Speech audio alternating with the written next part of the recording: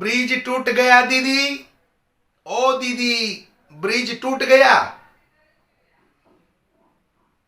મારે વાત કરવી છે દેશના વડાપ્રધાન નરેન્દ્રભાઈ મોદી વિશે. જ્યારે વિપક્ષો પર પ્રહાર કરવાના હોય ત્યારે કેવી મજા આવે. હે દીદી, ઓ દીદી બ્રિજ તૂટ ગયા. હવે શું થાય છે? છેલ્લા 4 દિવસથી ધોધમાર વરસાદ પડી રહ્યો છે ત્યારે કેટલા બ્રિજો તૂટી રહ્યા છે. આ બ્રિજે તો સાલું એવું લાગે કે ઊભા ઊભા જળ સમાધિ લઈ લીધી બિચારાએ. જુઓ તો ખરા તમે એક વખત. એટલે નરેન્દ્રભાઈ મોદી શું થાય છે? 30 વર્ષથી ગુજરાતની અંદર તમારું શાસન છે.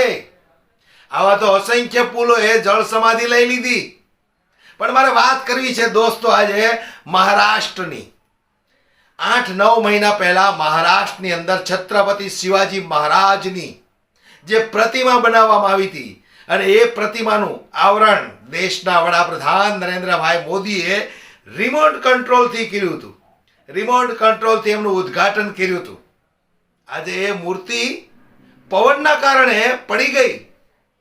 ટુકડા ટુકડા થઈ ગયા એ મૂર્તિના.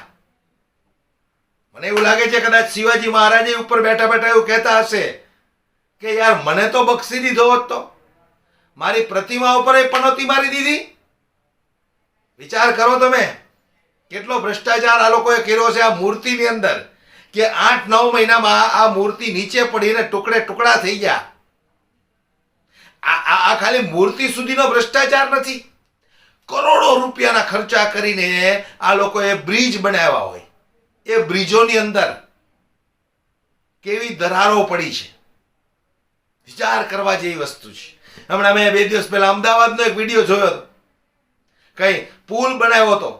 એ પુલની દિવાલોમાંથી આમ જાણે પાણીના ફુવારા છૂટતા હોય એવી રીતે પાણી નીકળે. વિચાર તો કરો તમે. આ ભારતીય જનતા પાર્ટીનો વિકાસ છે. અને એમના અંધભક્તો એમ કહે છે કે નરેન્દ્રભાઈ મોદીની સરકાર આવ્યા પછી કેટલો બધો વિકાસ થયો. આવો વિકાસ થયો.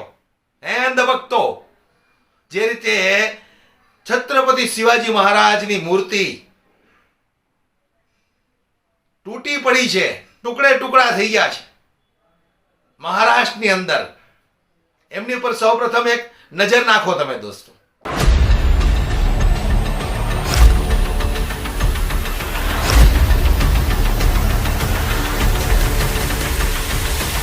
ताश के पत्तों की तरह बिखरे पड़े ये टुकड़े छत्रपति शिवाजी महाराज जी के प्रतिमा के हिस्से हैं, जिसका बड़े तामझाम के साथ महज 8 महीने पहले ही मोदी जी ने अपने कर कमलों से हजारों कैमरों के सामने खूब तामझाम और पैसे खर्च करके अनावरण किया था.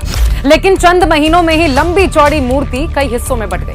ये टुकड़े महाराष्ट्र में भाजपा के भ्रष्टाचार की चीख चीख कर गवाही दे रहे हैं. 70 साल का हिसाब मांगने वाले क्या ये बताएंगे कि केवल 8 महीने पहले बनी मूर्ति आखिर कैसे टूट गई?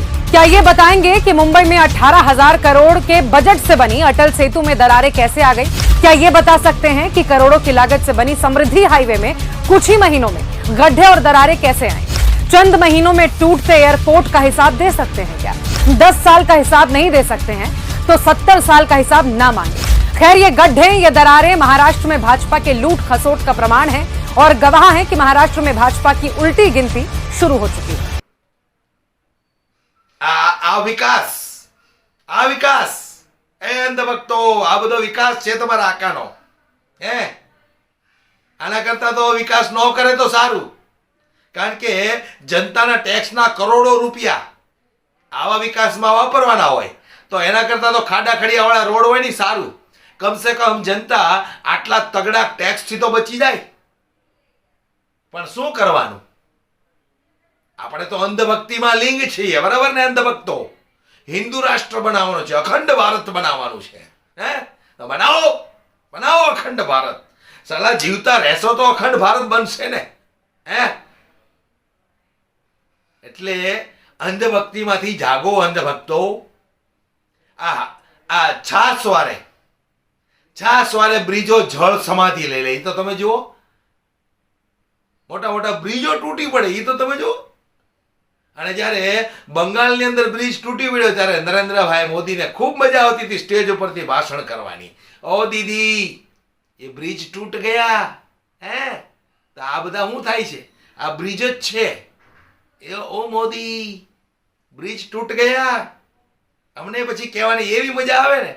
અને અંધભક્તોને તો પછી બર્નોલ લગાવવી પડે, સીધી બર્નોલ, ડાયરેક્ટ બર્નોલ લગાવવી પડે. બરાબર ને અંધભક્તો? મજા આવે જ ને? આ વિકાસમાં તમને મજા આવે છે ને?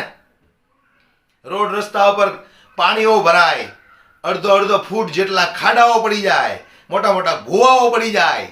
ચાલા અંધભક્તો ક્યારેક તમે એમાં કેમ નથી પડી જતા? હે એમાં એકાદી વખત પડો ને તો તમને ખબર પડે કે આ કમળનું બટન દબાવાય કે ન દબાવાય. વિકાસ, આને વિકાસ કહેવાય?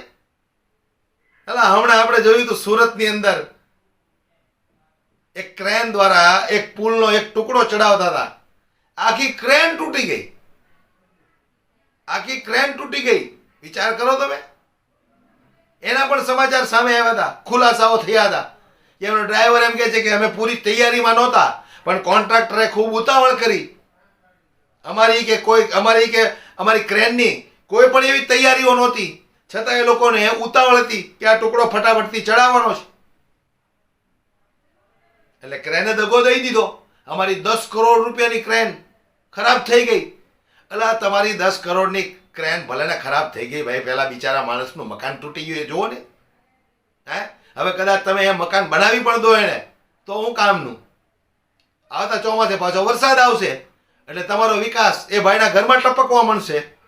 તકલીફ ત્યાં છે, કારણ કે કરોડો રૂપિયાના તમે સંસદ બનાવ્યા હોય તો એ તમારો વિકાસ ત્યાં ટપકતો હોય, તો આ ભાઈના મકાનમાં તમે કરોડો રૂપિયા બગાડવાના નથી. હે એટલે આવી ઘટનાઓ જ્યારે અંધભક્તો સાથે બને ને ત્યારે બહુ મજા આવે જોવાની. હે આ વિકાસ છે ભાઈ, ભારતીય જનતા પાર્ટીનો વિકાસ. વિડીયોને ખૂબ શેર કરો, દરેક લોકો સુધી પહોંચે. પણ છત્રપતિ શિવાજી મહારાજ બિચારા ઉપર બેઠા બેઠા કહેતા હશે કે યાર મને બક્ષી દીધો હોત તો કમસે કમ મારી મૂર્તિને તો પણોતી નહોતી લગાડવી યાર. શું કરવાનું? કોઈ જગ્યાએ આ વ્યક્તિએ બાકી નથી મૂક્યું. જ્યાં જાય એનું સત્યાનાશ કરી નાખે. બોલો, છતાં અંધભક્તોને આંખો નથી ઉઘડતી. હે હું કેટલા સમયથી આગાહી કરું છું કે આ વ્યક્તિ અહીંયા જશે એટલે પનોતી લાગશે, અને લાગે છે. શું કરવાનું? શું કરવાનું? ચૂંટીને આપણે ત્યાં પહોંચાડ્યા છે તો ભોગવવું પડે છે. હજી તો કેટલો સમય આ બધાને ભોગવવાના છે કઈ નક્કી નથી. છતાંય જોતા રહીએ આવનારા સમયમાં આ લોકો કેવો કેવો વિકાસ કરે છે એ બધું આપણે જોવાનું છે. પણ જાગૃત બની જાવી પહેલા તો સારી વાત છે. નહીતર આવો વિકાસ જોવા માટે તૈયાર રહેજો. બરાબર? વિડીયોને ખૂબ શેર કરો, દરેક લોકો સુધી પહોંચે. અને ખાસ કરીને તમારી આસપાસ અંધભક્તો રહેતા હોય ને એમને તો પર્સનલી વોટ્સઅપમાં ઠોકો, એટલે એને ખબર પડે કે અમારા આકાનો વિકાસ ખુલ્લો પડે છે રોજ ને રોજ. નમસ્કાર.